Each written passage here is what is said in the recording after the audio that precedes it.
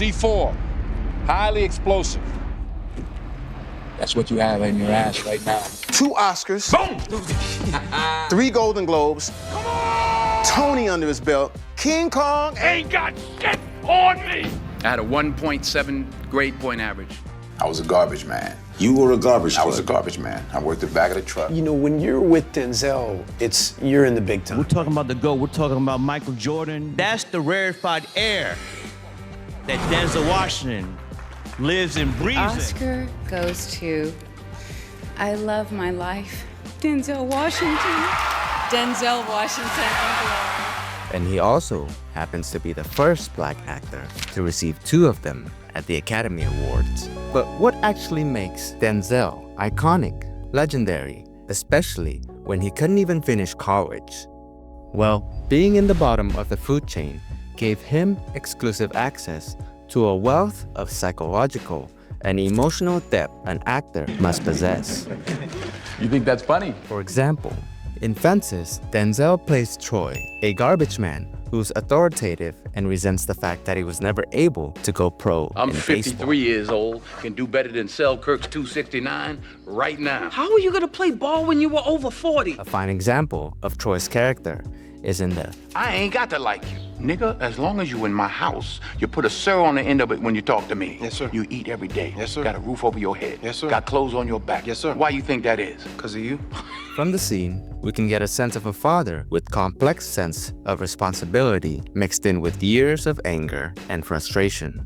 Later on, Troy's guilty of having a child with another woman who dies during childbirth. Rose, I'm standing here with my daughter in my arms. But watch Denzel's face when his wife accepts the responsibility of being the surrogate mother, Right now, this child's got a mother. but follows up by calling him. But you're a womanless man. His face quickly changes from grateful and relieved to someone confused, full of shame, and finally content. But in the scene where he's drunk and fighting with his son, I asked you a question without saying excuse me. I ain't got to say excuse me to you. You don't count around here no more. What you ever give me? Them feet, them bones, that pumping heart, nigga. Denzel's performance combines bitterness, frustration, anger, and an old man who doesn't matter anymore in the eyes of his son. And with a movie that's full of dialogues, Denzel's ability to transform Troy purely with lines and emotions is why it became his personal recommendations, as he said in his own Reddit AMA. But emotions can only take an actor so far before they get typecasted in every movie they make. You know, when I look at Pacino and De Niro and Hoffman and James Earl Jones, those are the people I said, I want to be like them. When I didn't know what an actor was, I want to use my hands the way Pacino uses his hands. I want to use, you know, my voice the way James Earl Jones uses his, or be as intense as De Niro. But the things that all of these legends have in common is massive range, and they all started in theater before going big in Hollywood. And I get so few opportunities to get on the stage. So when I do, I really like tackling Shakespeare, which is the toughest and the most rewarding. There is no terror, Cassius, in your threats. What do you get out of it? I mean, when you go through this performance, It's like retooling.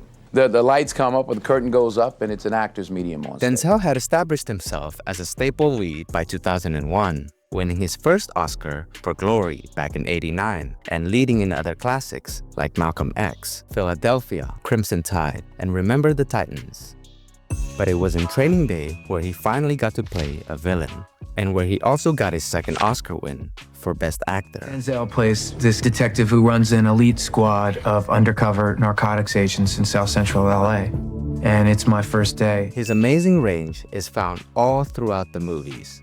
Take the ad-libbing that he does in the coffee shop scene with Ethan Hawke. Like my story? No, not your story, a story. Since you can't keep your mouth shut long enough for me to read my paper, tell me a story. In the line where Jake starts talking about his DUI stop, Alonzo was supposed to reply, "A DUI stop? Wow, go on." Well, there was a DUI stop. A DUI stop. Wow, let me load up my guns. A DUI? Oh, But he turns it into a much bigger reaction with sarcasm and condescending remarks. We were on mid-watch. Me and Debbie. Who's that? And when Jake talks about his female training officer, I'm sorry, Debbie Maxwell, my training officer. he expands on the script by reacting like a sexist would. Okay. All right. Liquor license? Oh, what? A liquor license. Was she a dyke, a lesbian? Is she any good?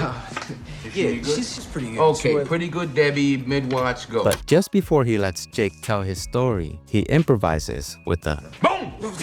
to make it hard for us and Jake to take our eyes off of him. And when it's time for Alonzo to pay the bill like he said he would earlier, Get some chow in you before we go to the office. My dollar. and is also stated in the script saying Alonzo tosses a 50 on the table, he flips the whole scenario by making Jake pay for everything while he was clowning on him the whole time. You do have a dick, don't you? Yes. Okay, dick lines up straight like that, right? To the right of it and to the left of it are pockets, right? In those pockets are money. Look in either one of them, pay the bill. It's like Denzel knows exactly how to take a script and make it come alive while also telling us the type of character he's playing. But Denzel's famous Oscar moment, called the King Kong scene. King Kong ain't got shit on me! on top of the back-to-back We ad-libbing, were surrounded by gang members, and they were real. Denzel goes into the scene and goes You off. motherfuckers will be playing basketball in Pelican Bay! Denzel channels anger, I'm the man up in this piece! desperation, fear, You'll never see the light of who the fuck you think you fucking with. I'm the police. I run shit here. You just live here. and the chilling sense of inevitability. Yeah. Oh, what a day. What a motherfucking day. Which made that scene so surreal and iconic. That was him. That was all him. He came over to me afterwards and said, I don't even know where that came from. In fact, I got one take of that. The fact that he would go that far and try to learn his motivations, it was a masterclass, let's say that. But as incredible as Denzel is with his range, what he's actually known for is how he completely disappears into every role he plays. Sir Ian McKellen described it best when he said, all the great actors, right from Richard Burbage, who was the first man to play Shakespeare's parts, right through to Olivier, Marlon Brando, whoever you have been praised for their reality. They are so truthful. True to life as the average person. Take for example his '92 movie Malcolm X. We didn't land on Plymouth Rock. Plymouth Rock landed on us. To this day, many still believe it was one of the biggest Oscar snubs in his cinematic history. The Academy could do what they want, but we know. He should have won that Oscar. Everything Denzel does, down to his speech, cadence, mannerisms, gaze, and delivery, embody the real-life Malcolm X. It's more than just an impersonation. It's more than just us dyeing his hair red or putting on the glasses or the voice. Because all that shit is superficial. Denzel Washington's performance is one of the best in American movies. It's just, it's phenomenal. And what the audience got was an exact copy of the real-life Malcolm X. Denzel knew he had to be in a space spiritually where Malcolm come in his vessel. I'm playing a Muslim. I can't drink. I have to learn how to speak Arabic. I have to learn how to read the Quran. He became a student. I would be not a man if I was in a position to bring it in front of the United Nations and didn't do so. I wouldn't be a man. When they saw that the government was either unwilling or unable to protect men, that the intelligence on the part of the whites. But the best part, you almost forget that you're looking at an actor. But in my opinion, Denzel's best quality is the presence to fully mesmerize the audience, which he does so well in American Gangster. Here, he plays Frank Lucas, the real-life American drug lord. You want to go into the jungle? We going. Fuck it, let's go. In the club scene, he notices that his brother's looks are too flashy and might end up getting him in trouble. He starts like they're joking around. That's a clown suit. That's a costume with a big sign on it that says arrest me. But Denzel seamlessly adds his own flavor of realism to make sure his brother knows he's not joking. Oh, man. You know if you wasn't my brother, I'd kill you. You know that, don't you? I'd blow your motherfucking brains out. Man, don't be like that. I'm taking you shopping this week. It's a perfect balance of comedy, love, and danger. He changes the temperature of a scene. And I feel like if something's not working, he's just very adept at just switching things up and creating a moment. But when he flirts with a lady in the club, he brilliantly shifts into a smooth and charming gentleman. Nice to meet you. Nice to meet you, Frank. You're Frank and this is your place? That's right, I'm Frank, and this is my place. Why is it Cosmos? Why don't you call it Frank's? But when you own something, you can call it what you want. When they're done with their dialogue, he even adds his own ad-libs. You leaving? No, I was going to my table. Okay, you need somebody to go with you? Yes? Mm-hmm. My man. But my favorite scene's gotta be the party. Because he does something in the scene that just affects it, that changes it, that makes it memorable. Originally, the script asked Frank to break up a fight between a cop and his cousin Jimmy and then throw him against the wall. But here is where Denzel embodies the real American gangster.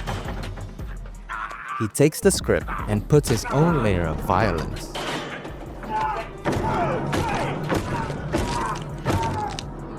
Imitating what a gangster does when someone disrespects him in his own house. That's what Denzel's approach was in every scene. I remember him like improvising and doing stuff. And in the scene right after, he brings the same level of intensity. Come on, man, that's your cousin. It ain't shit to me. He don't mean nothing to me. What's he gonna do, go back home? While freestyling almost every line. I don't give a damn what he does. Send his ass home. Hey, don't rub on that. You block that.